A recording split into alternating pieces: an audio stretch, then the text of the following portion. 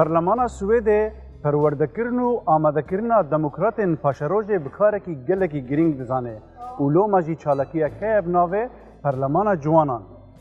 Xwendevanên pola 10 û 11 û 12 ji hemû dibistanên serenserî Swêdê têne helbijartin, 349 kes biqandî jimare endamên Perlemanê, rojeke temam ji serê sibê de heta êvarê li vir di avahiya Perlemana Swêdê de bi karê Perlemana Swêdê radibin.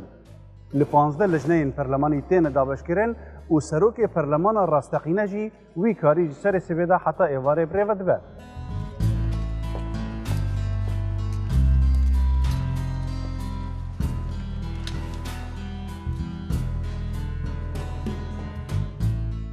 لە سەر تاسەری سوید خوێندکارانی پۆلی 10 11 و 12 لەلایەن خوێندنگەکانی خۆیانەوە هەڵدەبژێردرێن بۆ ئەوەی یەک ڕۆژی تەواو وەک ئەندام پەرلەمانێک بن. لە هۆڵی پەرلەماندا سەرۆکی پارلەمان بەخێرهاتنی ئەوان دەکات. Ärade ledamöter av ungdomens riksdag, mina damer och herrar, varmt välkomna till Sveriges riksdag. برێزان ئەندامên Perlemana Ciwanan bi germî em bi xêrhatina we dikin. Cihê şahnaziyê ye ku nûner ji 126 dibistanan ji seranserî Swêdê li vir amade ne. 126 dibistan ji 61 navçeyan. Ji bajarokê Yêlêborî li Bakur ta Malmö li Başûr. Ev jî taradeyekê awêneya rastiya geografiya Swêdê ye. Tam weke endam Perleman hûn ê îro di lijneyên Perlemanî de kar bikin. Gotûbêjê bikin, hewl bidin bîr û boçûnên xwe bi kesên din bidine qebûlkirin. Dengdanê bikin û rasterast pirsan ji wezîran bikin. Perlemana Ciwanan bo min çavkaniyeke siriş û îlhamê ye. Bi xwîngermiya xwe û gotûbêjkirina aşkere û zelal hûn ji bo mezinan nimûne ne. Di gelek waran de pêdiviya me mezinan bi nerînên we heye. Bi çi awayî pêwîst e civak birêve biçe. Siyaseta perwerdeyê, lênerîn û dermankirina nesaxan, weberhênan û birêvebirina aboriya civakê, siyaseta wizeyê û pirsên jîngehê pêwîst e çawa bêne dahênan de ku ji bo salên dûr di berjewendiya civakê de bin. Hêvîdarim ku hûn ê îro hest bikin ku mirov dikare bi argumentan qenaeta kesên din wîne. Bi taybet, gava ku mirov di wê mijarê de baş xwendibe û mirov ew huner hebe ku bi baştirîn şêwe boçûnên xwe bigihîne kesên din. Ez dixwazim dubare bikim ku mirov ew mijar baş xwendibe. Xwendin û vekolîna baş li ser mijarên gotûbêjê karekî sereke di Perlemanê de.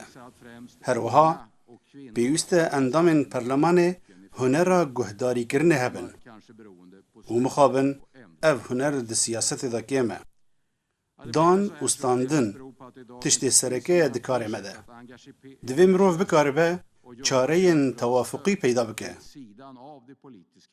Hûn ê îro bibînin ku mirov nikare hemû daxwazên xwe derbas bike. û loma mirov lê çareseriyên hevbeş digere. De ku mirov bikaribe piraniyê li dora pêşniyazekê peyda bike. Li vir çepiklêdan asayî ye, lêfîkandin û çepikên bi qerf û qeşmerî qedexe ne û ev tişt jî di qanûnê de tespît bûye. Hêvîdarim roja we dewlemend be û dîsa bi xêr hatin. Så än en gång varmt välkomna till riksdagen.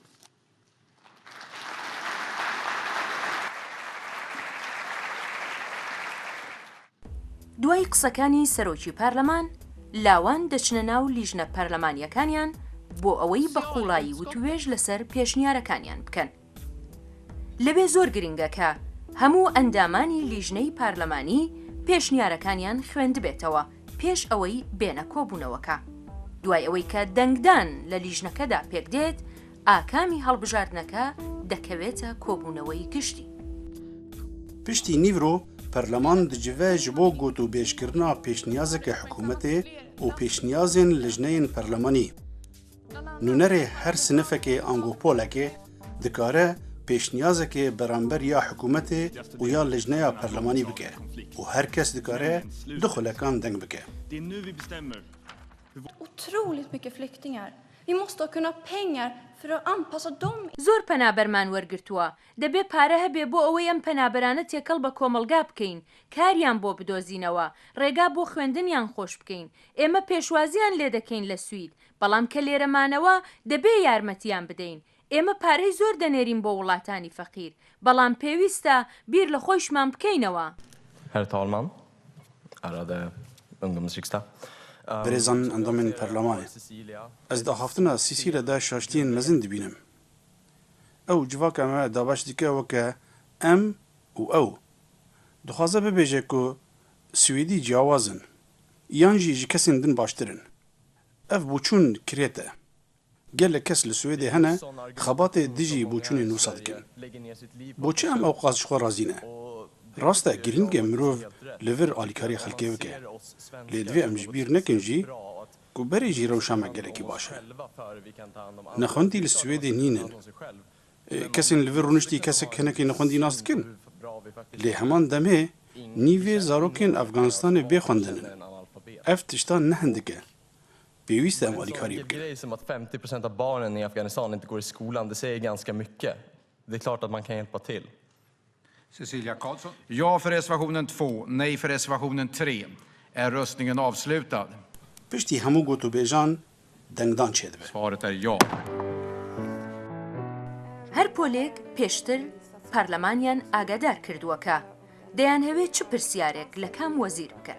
هەر لەبەرەوەش دوای دەنگدانی گشتی چەند وەزیر ئامادەن کە وەڵامی خوێندکاران بدەنەوە و وتوێژیان لەگەڵ بکەن. Statsråden Birgitta Olsson, FP, statsrådet Stefan Attefall, KD, statsrådet Erik... Fermon Berezan Birgitta Olsson, Partiya Liberal, Stefan Attefall, Partiya Fleyan, Erik Ullenhag, Partiya Liberal, Wazira Jingehe Lena Ek û Wazira Aboriye Annie Lööf. Bixêr bên fermon rûnin. Ew ên ku dê pirsan bikin, ez ê navê wan bankim, hûn ê li cihê xwe pirsa xwe bikin. Gava ku çira sor pê ket, wê çaxê deng bikin. Pirsa xwe rasterast arasteyî wezîr bikin. Her pirsek yan bersîvek nabe ji xulekekê dirêjtir be. Piştî bersîvê mirov dikare pirseke din jî bike û dîsa bersîvê wergire. Tevahiya jêpirsîna wezîran çel û pênc xulekan derbas nake. Weke ku ez ji endamên perlemanê re jî dibêjim, divê pirs giştî be, yan jî di çarçoveya karê wî wezîrî de be. Ez niha rê didim pirsa yekem. Då är det Olivia Wallin som har den första frågan. Varsågod. Min fråga är till statsrådet Erik Ullenhag. Pirsa min ji wezîr Erik Ullenhag e. Ez dixwazim zanibim ka hûn çi dikin ji bo ku malên Swêdiyan û yên biyaniyan dûrî hev nekevin. Çünkü gerekên Swêdî û neswêdî êdî bûne kêşe. Tack herr talman och tack för frågan. Spas berêz serok perleman, spas bo vê pirsê. Ne giring e eger mirov li Swêd çêbûye yan jî li welatekî din. Xala herî giring ew e ku derfet bo her kesî wek hev bin. Divê mirov giraniyê bide peydakirina kar û fêrkirina zimanê Swêdî. Bo min nekêşeye gava ku kesên ji heman welatî hatibine vir bixwazin nêzikî hev bijîn. Gava ku Swêdî koçberî welatên din dibûn, wan jî hez dikir nêzikî hev bijîn.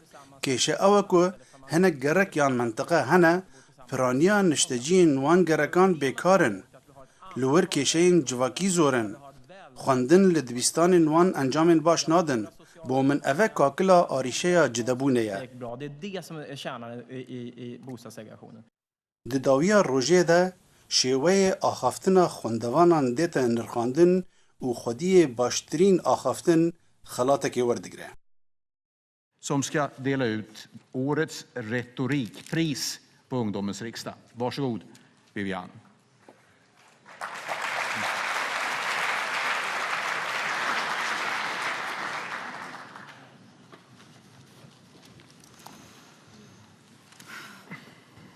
Herr talman, kära ledamöter i Ungdomens riksdag.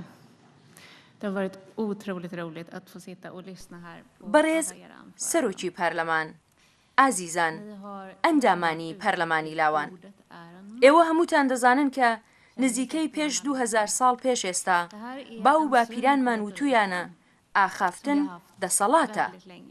سیرکەن چۆن باو باپیرانمان هێزی ئاخافتنیان دەنرخان ئەوە شەڕە بەڵام شەڕی ئاخافتن. بەڵام ئەمڕۆ مرۆڤ دەڵێ وتن خەڵاتە یان هێزە. ئێمە دەبینین کە تکنیکی ئاخافتن و شێوەی بە قەناعەت گەیاندنی بەرامبەرەکەت هونەرێکی تایبەتە. پێویستە لەگەڵ قسەکردن و دەربڕینی وشەکان گەرمایی و هۆشمەندی و ئەڤین هەبێ. ئەو شتانەی کە لە دەروونماندان بە شێوەیەکی ژیرانە دەرببەردرێن. من ئەمڕۆ گوێم لە ئێوە گرت. وتار و شێوەی وتوێژەکانتان هەموو باش بوون. ئێوە چۆن دەلیلەکانتان دێنایە پێش؟ چۆن ئێوە بەڵگەکانتان پێشکەش دەکرد و لە زۆر لایەنەوە شیتان دەکردەوە عینەن وەک پێویست. دەبوو هەریەک لە ئێوە خەڵاتێکتان وەرگرتبە. بەڵام بەداخەوە ئێمە تەنیا یەک خەڵات دەبەخشین. وەرگری خەڵاتی ئەمڕۆ بەهۆی هۆشمەندی لە چوارچێوەیەکی ڕوون و دیاریکراودا لە ناخی دڵەوە بە تکنیکێکی قسەکردنی باش دەیتوانی بۆ چوونەکانی خۆی دەرببڕێ و بە بەکارهێنانێک وشەی سادە هەوڵ بدا بارودۆخێک نیشان بدا و پشتیوانیشی بۆ بەدەست بهێنێ. وەرگری خەڵاتەکەی ئەمڕۆمان گابریێلا لیسهۆڵمە.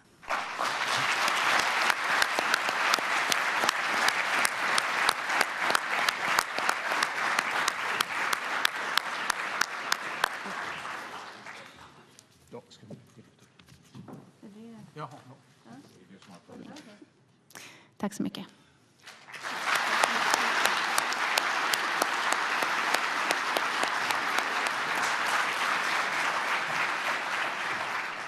بەڕێزان di dawiya her civînekê de weke adetê em dibêjin hûn hemî li gelin ku civîn bi dawî bibe û ve ez dibînim ku bersîv erê niye. Civîn bi dawî bû. Svaret är ja.